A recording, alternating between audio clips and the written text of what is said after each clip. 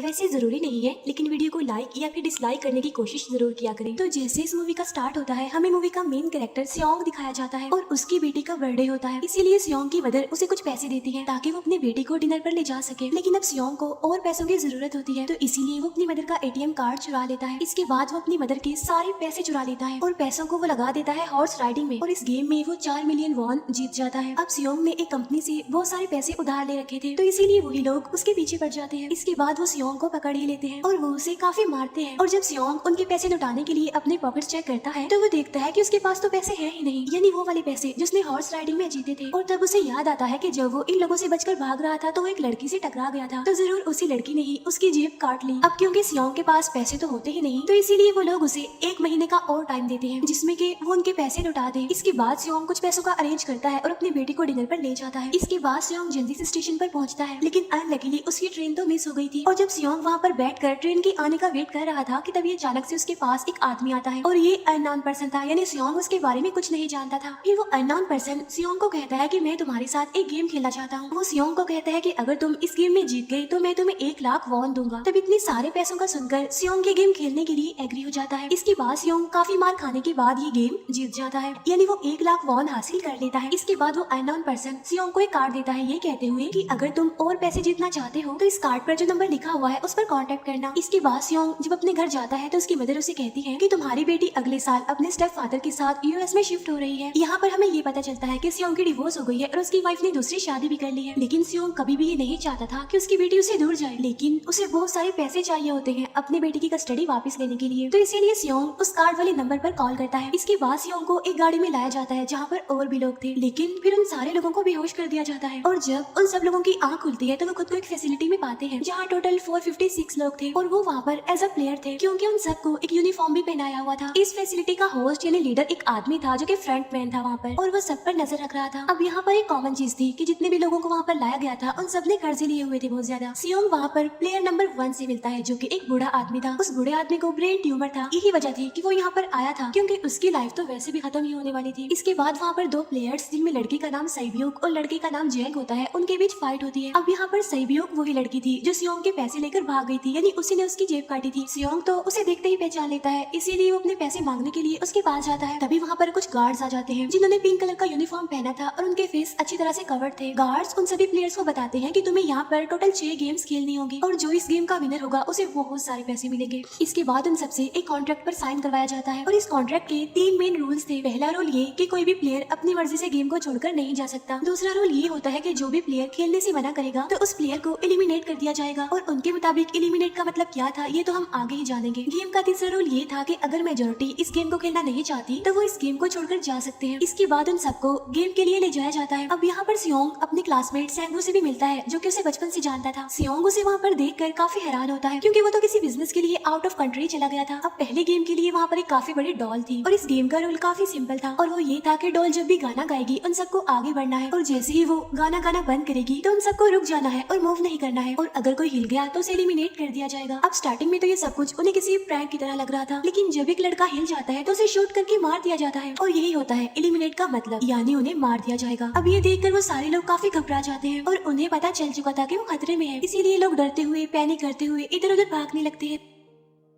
लेकिन अब क्योंकि गेम का रूल था इसीलिए जो भी हिलता है उसे मार दिया जाता है, और जितने भी सर्वाइवर होते हैं वो किसी न किसी तरह इस गेम को कंप्लीट कर ही लेते हैं। लेकिन जो लोग मर जाते हैं उनकी डेड बॉडीज को वहाँ से ले जाया जाता है, और अब 456 प्लेयर्स में से सिर्फ 255 ही रह गए थे। अब क्योंकि वो सारे प्लेयर्स इतना ज्यादा डर जाते हैं कि अब कोई भी गेम खेलना नहीं चाहता था। लेकिन जैसा कि रूल नंबर 3 था कि अगर मेजोरिटी चाहे तो वो ये गेम स्किप कर सकती है, तो इसीलिए उनका लीडर यानी फ्रंटमैन वोटिंग करवाता है। लेकिन इससे पहले उन्हें प्राइज मनी दिखाई जाती है, यानी जो विनर को मिलेगी। लेकिन इन केस अगर कोई गेम को छोड़कर चला जाएगा तो ये सारे पैसे मरे प्लेयर्स की फैमिलीज को मिल जाएंगे, और ये prize money total 45 billion won होती है। इसके बाद वोटिंग करवाई जाती है जिसमें मेजोरिटी इस गेम को खेलना नहीं चाहती थी, तो इसीलिए गेम को यहीं पर स्टॉप कर दिया जाता है। लेकिन अगर कभी फ्यूचर में वो लोग चाहें तो इस गेम को रिज्वाइन कर सकते हैं। इसके बाद सभी लोगों को उनके घरों पर छोड़ दिया जाता है। नेक्स्ट डे सियोंग पुलिस स्टेशन जाता है और वहाँ पर वो पुलिस को सारी बात बता देता है, लेकिन उन लोगों को सियोंग की बातों पर यकीन नहीं होता और उल्टा वो लोग उसे पागल समझने लग जाते हैं। इसके बाद सियोंग उन्हें वही वाला कार्ड दिखाता है, लेकिन हैरान कर देने वाली बात तो ये है कि उस पर जो नंबर था वो रॉन्ग था। इसके बाद बाद सियोंग जब घर जाता है तो उसकी मदर वहाँ पर नहीं होती। उधर सियोंग का क्लासमेट सेंगवू अपनी मदर को छुप कर देख रहा होता है और तभी वहाँ पर सियोंग भी आ जाता है। यहाँ पर सेंगवू अपसेट होते हुए सियोंग को बताता है कि मेरे ऊपर 6 बिलियन का कर्ज है। वो बताता है कि मैंने क्लाइंट्स के पैसे लेकर स्टॉक मार्जिन में लगा दिए थे, लेकिन अनलकीली वो सारे पैसे डूब गए। और तभी सियोंग के पास हॉस्पिटल से कॉल आती है। सियोंग की मदर का पाँव काफी इंजर्ड था, लेकिन डायबिटीज का ट्रीटमेंट न होने की वजह से उनकी चोट और ज्यादा बढ़ गई। तब डॉक्टर सियोंग को बताते हैं कि तुम्हारी मदर का ट्रीटमेंट हो सकता है, लेकिन इसके लिए हमें इनका पाँव काटना होगा। लेकिन इस ऑपरेशन में बहुत सारे पैसे लगने वाले थे, लेकिन जाहिर सी बात है सियोंग के पास इतने पैसे तो होते नहीं। इवन उसने तो अपनी मदर के इंश्योरेंस के पैसे भी उड़ा दिए थे। तब इसीलिए सियोंग पैसे मांगने के लिए अपनी वाइफ के पास जाता है, लेकिन उसकी वाइफ उसे पैसे देने से इनकार कर देती है। फिर उसकी वाइफ अपने हस्बैंड को बताती है कि सियोंग आया था पैसे मांगने के लिए, और तभी उसका हस्बैंड सियोंग को पैसे देने आता है। साथ साथ उसे ये भी कहता है कि मेरी फैमिली से दूर रहो, लेकिन सियोंग उसे मारने लगता है और तभी उसकी बेटी भी वहाँ पर आ जाती है। इसके बाद सियोंग का एक फ्रेंड अपने बॉस के पास पैसे मांगने जाता है, लेकिन उसका बॉस उसे पैसे देने से मना कर देता है, तो इसीलिए उन दोनों के बीच फाइट होने लगती है। इस फाइट के दौरान उसके बॉस का हाथ मशीन में आ जाता है, तो मौके का फायदा उठाकर सियोंग का फ्रेंड पैसे लेकर वहाँ से भाग जाता है। फिर इसके बाद सियोंग का फ्रेंड अपने घर आकर अपनी वाइफ को कहता है कि पहले फ्लाइट लो और जाओ यहाँ से। इसके बाद सईब्यूक एक एजेंट से मिलती है, क्योंकि उसने अपनी मदर को नॉर्थ एरिया से साउथ एरिया में लाना था। सईब्यूक वही लड़के जिसने सियोंग की जेब काटी थी, लेकिन यहाँ अपनी मदर को लाने के लिए सईब्यूक को बहुत सारे पैसों की जरूरत थी। अब सईब्यूक का एक छोटा भाई भी होता है, जिससे उसने प्रॉमिस किया होता है कि मैं मदर को जरूर ले आऊंगी। इसके बाद हमें एक ऑफिसर दिखाया जाता है, और इस ऑफिसर का भाई कुछ टाइम से मिसिंग था, इसीलिए वो ऑफिसर अपने भाई के घर जाता है, जहाँ उसे पता चलता है कि उसका भाई तो पिछले कुछ दिनों से अपने घर पर भी नहीं आया। और जब वो ऑफिसर घर को चेक कर रहा होता है तो उसे एक कार्ड मिलता है वहाँ पर, और इस ऑफिसर ने सेम ऐसा ही कार्ड पुलिस स्टेशन में सियोंग के पास भी देखा था, तो इसीलिए वो ऑफिसर सियोंग के पास जाकर उसे इस बारे में पूछता है, लेकिन सियोंग उसे कुछ नहीं बताता। इसके बाद सियोंग जब अपने घर जाता है तो उसे वो कार्ड दोबारा मिल जाता है वहाँ पर। अब सियोंग डिसाइड करता है कि वो दोबारा से उस गेम को ज्वाइन करेगा, इसीलिए सभी प्लेयर्स को एक शिप के पास ले जाया जाता है। इधर ही वो ऑफिसर भी गाड़ियों का पीछा करते हुए उस शिप तक आ जाता है। वो एक गार्ड को मारकर उसे पानी में फेंक देता है। इसके बाद उन सभी प्लेयर्स को एक आइलैंड पर मौजूद फैसिलिटी में लाया जाता है। अब यहाँ पर उन्हें जरा भी अंदाजा नहीं था कि अगला गेम कौन सा होगा और उसे कैसे खेला जाएगा। इसके बाद वो लोग अपनी अलग अलग टीम्स बना लेते हैं। रात को सईब्यूक और उसकी फीमेल फ्रेंड वॉशरूम जाते हैं। यहाँ पर सईब्यूक गार्ड्स की नजरों से बचते हुए उस फैसिलिटी को एक्सप्लोर करने लगती है। तभी वो देखती है कि गार्ड्स बड़े बड़े बर्तनों में कुछ बना रहे हैं,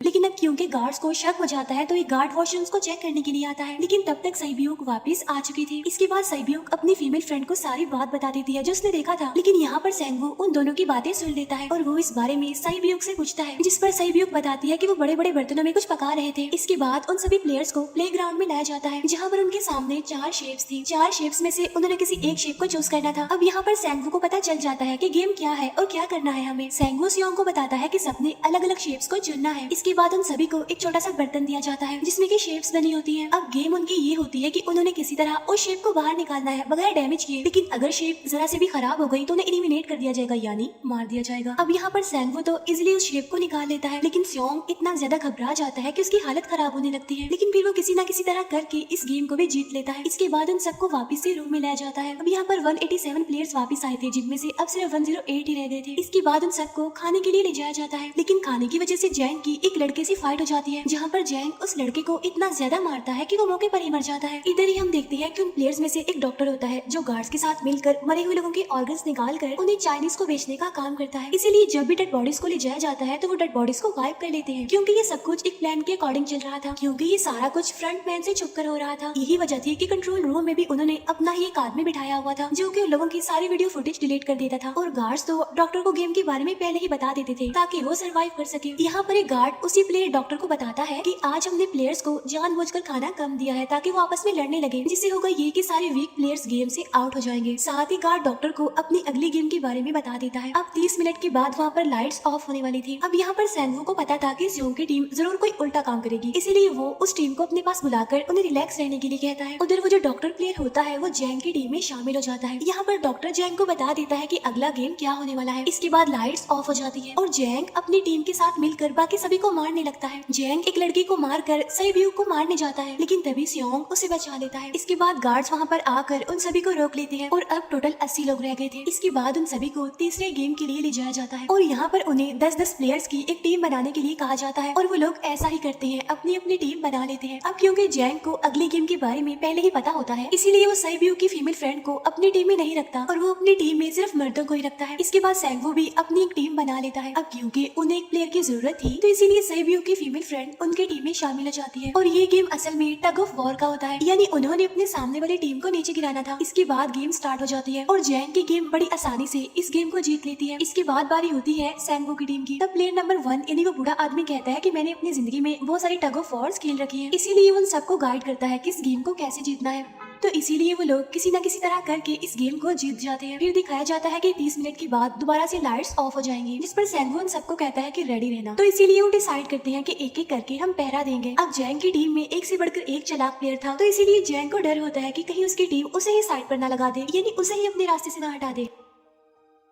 दूसरी तरफ डॉक्टर और गार्ड्स मिलकर डेड बॉडी की ऑर्गन्स निकाल रहे होते हैं और इन ऑर्गन्स को डिलीवर करने जाना था गार्ड नंबर 28 एंड 29। तो वो सभी एक डेड बॉडी के बारे में बातें करने लगती हैं जिसकी सिर्फ एक किडनी थी और वो उसे ज़ॉम्बी कह रहे थे। अब यहाँ पर जो गार्ड नंबर 29 था, यानी जिसने वो ऑर्गन्स डिलीवर करने जाने थे, वो कोई और नहीं बल्कि वो ऑफिसर था जो गार्ड के बेस में वहाँ पर आया था। और ये सब बातें सुनकर उसे शक होता है कि शायद ये लोग मेरे भाई की बात कर रहे हैं, क्योंकि उसकी भी एक ही किडनी थी। इसके बाद नंबर 28 और 29 यानी वो ऑफिसर ऑर्गन्स को डिलीवर करने के लिए चले जाते हैं। रास्ते में वो ऑफिसर नोटिस करता है कि टनल में तो बॉम्ब लगा हुआ है। तब नंबर 28 उसे बताता है कि जब हम यहाँ से बाहर निकलेंगे तो इस जगह को ब्लास्ट कर दिया जाएगा। अब यहाँ पर वो ऑफिसर नंबर 28 से और इन्फॉर्मेशन लेने की कोशिश करता है, इसीलिए नंबर 28 को उस पर डाउट होने लगता है, इसीलिए वो उस ऑफिसर को अपना फेस दिखाने के लिए कहता है। अब यहाँ पर वो ऑफिसर अपना फेस भी दिखा देता है, साथ साथ वो नंबर 28 पर गन पॉइंट भी कर देता है। साथ साथ वो ऑफिसर उससे एक किडनी वाले आदमी के बारे में पूछता है कि वो कौन है जिसे तुम ज़ॉम्बी कहते थे, जिस पर वो नंबर 28 उससे कहता है कि वो तो एक लड़की थी। अब यहाँ पर नंबर 28 उस ऑफिसर को कहता है कि तुम लीडर के रूम में जाकर सारी इन्फॉर्मेशन देख सकते हो, वहाँ पर सबका डाटा है। ये जानने के बाद वो ऑफिसर नंबर 28 को मार डालता है। उधर वो डॉक्टर गार्ड से अगली गेम के बारे में पूछता है, लेकिन इस बार गार्ड्स को भी अगली गेम के बारे में पता नहीं होता। तब इसीलिए डॉक्टर को गुस्सा आ जाता है और वो एक गार्ड को पकड़ लेता है और उनकी फाइट होने लगती है। इसी फाइट में डॉक्टर उस गार्ड को मार कर वहाँ से भाग जाता है। इसके बाद एक गार्ड भी उसका पीछा करता है और वो दोनों प्लेग्राउंड में आ जाते हैं। यहाँ पर गार्ड डॉक्टर को अपनी बातों में फंसा कर उसे मारने वाला होता है, लेकिन तभी लीडर इन्हीं फ्रंटमैन आकर उसे मार डालता है और बाद में उस डॉक्टर को भी मार डालते हैं। साथ साथ इन्हीं वहीं पर नंबर 28 की डेड बॉडी भी मिल जाती है, जिससे इन्हें ये पता चल जाता है कि फैसिलिटी में कोई घुस गया है। उधर वो ऑफिसर लीडर इन्हीं फ्रंटमैन के रूम तक पहुंच जाता है। तब वो चेक करते करते एक ऐसे रूम में जाता है जहाँ पर सबके रिकॉर्ड्स थे और जब वो ऑफिसर रिकॉर्ड चेक कर रहा होता है तो उसे सभी विनर्स की एक लिस्ट मिलती है, जिसमें उसके भाई का भी नाम था, यानी वो भी कभी विनर था। उधर सभी प्लेयर्स को 4th गेम के लिए ले जाया जाता है, जहाँ पर उन सबको अपना अपना पार्टनर चुनने के लिए कहा जाता है और वो प्लेयर्स करते भी ऐसा ही है, अपना अपना पार्टनर चुन लेते हैं। सहयोग की फीमेल फ्रेंड भी अपना पार्टनर ढूंढने की कोशिश करती है, लेकिन कोई भी उसका पार्टनर बनने को तैयार ही नहीं था। इसके बाद सभी प्लेयर्स को 10-10 मार्बल्स दिए जाते हैं। असल में ये गेम ऐसी होती है कि एक प्लेयर को अपने पार्टनर से सारे मार्बल्स लेने होते हैं बगैर कोई जोर जबरदस्ती किए, और जो दूसरा पर्सन होगा यानी जिसके पास मार्बल्स नहीं होंगे उसे मार दिया जाएगा। फिर सैंगवू और सियोंग का फ्रेंड ऑड और इवन का गेम खेलते हैं, जिसमें कि उन्होंने गेस करना था कि सामने वाले के हाथ में कितने मार्बल्स हैं। अब यहाँ पर सियोंग का फ्रेंड सैंगवू के सारे मार्बल्स जीत जाता है, जिसकी वजह से लास्ट में सैंगवू के पास सिर्फ एक ही मार्बल बचता है। अब क्योंकि सैंगवू को पता चल चुका था कि अब वो बच नहीं पाएगा, इसीलिए वो सियोंग के फ्रेंड को अपनी बातों में फंसा कर उसे ये यकीन दिलाता है कि अगर हम में से कोई भी हार गया तो हारे हुए लोगों का मैच दोबारा करवाया जाएगा। अब यहाँ पर सैंगवू धोखे से सियोंग के फ्रेंड के सारे मार्बल्स चेंज कर देता है। इसके बाद सैंगवू मार्बल्स लेकर गार्ड को दे देता है और वहाँ से बाहर चला जाता है। और जब सियोंग का फ्रेंड मार्बल्स चेक करता है तो वहाँ पर पत्थर होते हैं। उधर प्लेयर नंबर 1 यानी उस बूढ़े आदमी की हालत खराब हो रही थी, इसीलिए वो तो इधर उधर घूम रहा था, लेकिन सियोंग किसी तरह उसे खेलने के लिए एग्री कर लेता है। अब यहाँ पर वो दोनों यानी वो बूढ़ा आदमी और सियोंग भी इवन आउट खेलते हैं। अब इनमें से वो बूढ़ा आदमी सियोंग के सारे मार्बल्स जीत जाता है, लेकिन लास्ट राउंड में वो बूढ़ा आदमी भूल जाता है कि उसने क्या चूज किया था। तो यहाँ पर सियोंग उसी बातों में फंसा कर उसके सारे मार्बल्स ले लेता है, लेकिन यकीन मानिए कि वो बूढ़ा आदमी काफी चालाक था। उसने एक मार्बल अपने पास ही रखा हुआ था और वो दोबारा से इधर उधर घूमने लगता है। अब यहाँ पर सियोंग उसे रिक्वेस्ट करता है कि प्लीज मेरे साथ एक और गेम खेलो ना। तब यहाँ पर वो बूढ़ा आदमी कहता है कि मुझे पता है कि तुमने सारे मार्बल्स धोखे से लिए हैं मुझसे। वो कहता है कि मुझे सब पता था, बस मैं पागल बनने की एक्टिंग कर रहा था।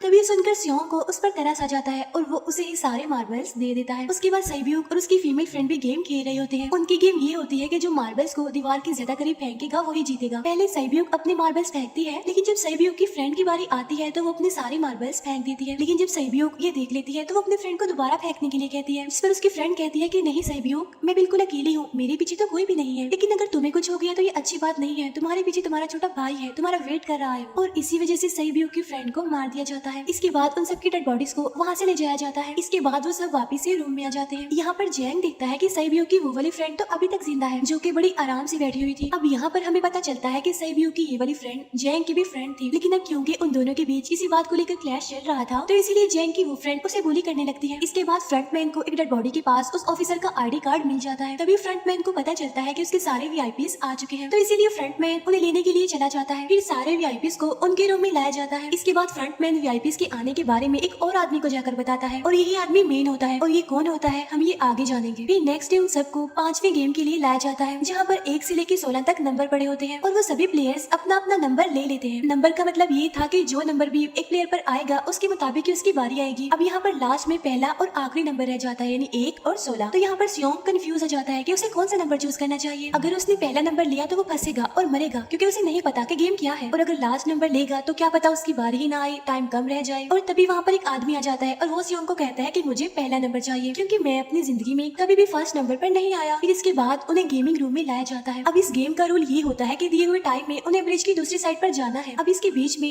2 तरह के ग्लास लगे होते हैं, एक तो होता है आम ग्लास और एक होता है टेम्पर्ड ग्लास। आम ग्लास पर पाँव रखते ही वो टूट जाएगा और वो लोग नीचे गिर जाएंगे। इसके बाद गेम स्टार्ट हो जाता है और वो लोग एक एक करके मरने लगते हैं। फिर एक टाइम ऐसा आता है जब जैंग सबके सामने होता है और वो आगे ही नहीं बढ़ रहा होता। अब उनके पास एक ही रास्ता था, या तो वो आगे जाए या सारे ही मर जाए। और तभी जैंग के सामने उसकी वही फ्रेंड आ जाती है जो उसे बुली कर रही थी, और वो जैंग को कहती है कि मैंने तुम्हें कहा था कि जिस दिन तुमने मुझे धोखा दिया मैं तुम्हें मार दूंगी। इसके बाद वो जैंग को पकड़ लेती है और उसे लेकर नीचे कूद जाती है, जिसकी वजह से उन दोनों की मौत हो जाती है। अब वहाँ पर एक आदमी था जो कि ग्लास कंपनी में काम करता था, और उसे पता था कि टेम्पर्ड ग्लास कौन सा है। लेकिन जब फ्रंटमैन को इस बात का पता चल जाता है तो वो लाइट्स ऑफ करवा देता है ताकि वो ग्लास को पहचान ही ना पाए। अब लास्ट में एक ही स्टेप बचता है और उनके पास तो टाइम ही नहीं था, इसीलिए सेंगवू उस आदमी को धक्का दे देता है। तो यहाँ पर सेंगवू, सियोंग और सईब्यू ब्रिज को पार कर लेते हैं, लेकिन ग्लास टूटने की वजह से उन्हें काफी चोट लग जाती है, खास तौर पर सईब्यू को।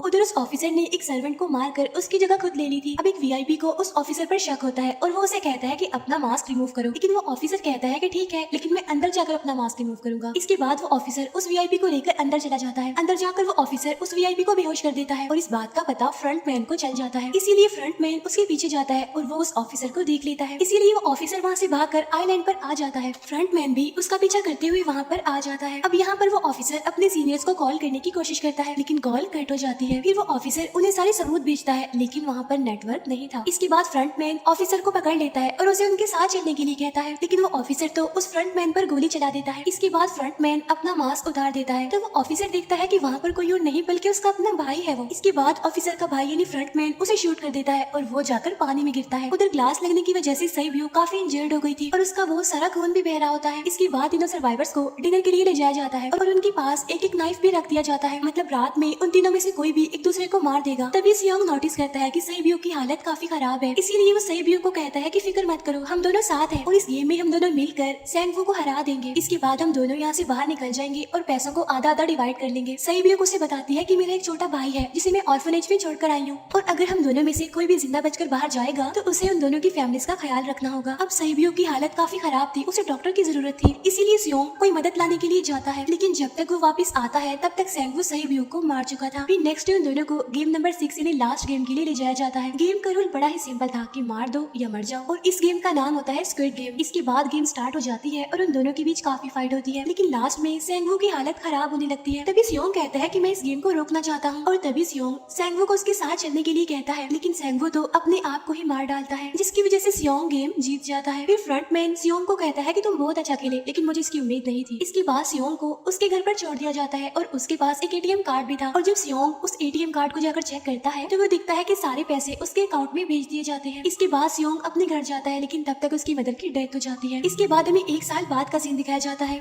जहाँ पर हम देखते हैं कि सियोंग की हालत काफी खराब हो गई है, यानी वो काफी नशा करने लग गया है और उसने अब तक उन पैसों को हाथ तक नहीं लगाया। एक दिन एक फूल बेचने वाली औरत सियोंग के पास आती है और वो उसे सेम वैसा ही कार्ड देती है जिसमें एक एड्रेस लिखा हुआ था, और फिर सियोंग उस एड्रेस पर जाता है, जहाँ पर उसे पता चलता है कि ये सारा किया धरा किसी और का नहीं बल्कि उस बूढ़े का है, प्लेयर नंबर 1 का, और वो अभी भी जिंदा है। यहाँ पर वो बूढ़ा आदमी सियोंग को बताता है कि मैं अपनी लाइफ से बोर हो चुका था और ये सारी गेम मैंने अपने क्लाइंट्स के साथ मिलकर बनाई ताकि मैं लोगों को मरता हुआ देखकर एंजॉय कर सकूं, लेकिन हाँ, हमने किसी को मजबूर नहीं किया था ऐसा करने के लिए। और मैंने गेम में इसीलिए पार्टिसिपेट किया क्योंकि गेम देखने से ज्यादा उसे खेलने में मजा आता है। वो कहता है जो पैसे तुम्हारे पास है वो मेरे ही हैं। और ये कहते ही उस बूढ़े आदमी की मौत हो जाती है। इसके बाद सियोंग साइब्यू के छोटे भाई के पास जाता है और उसे लेकर वो जाता है सेंगवू की मदर के पास और वो सेंगवू की मदर को कहता है कि इस बच्चे का ख्याल रखना। साथ साथ वो उसे एक बैग भी देता है जिसमें बहुत सारे पैसे होते हैं। इसके बाद सियोंग स्टेशन पर जाता है जहाँ पर उसे वही अननोन पर्सन मिलता है जो कि उसे मूवी के स्टार्ट में भी मिला था। यहाँ पर सियोंग उसका पीछा भी करता है लेकिन तब तक वो भाग चुका था। फिर सियोंग उस कार्ड वाले नंबर पर कॉल करता है और वो पूछता है कि तुम लोग कौन हो और लोगों के साथ ऐसा क्यों कर रहे हो, क्यों खेल रहे हो लोगों की जिंदगी से। लेकिन आगे से उसे रिस्पॉन्स आता है कि सियोंग अगर तुमने जिंदा बचना है तो प्लेन में चढ़ जाओ। और इसी के साथ ही मूवी यहीं पर एंड हो जाती है।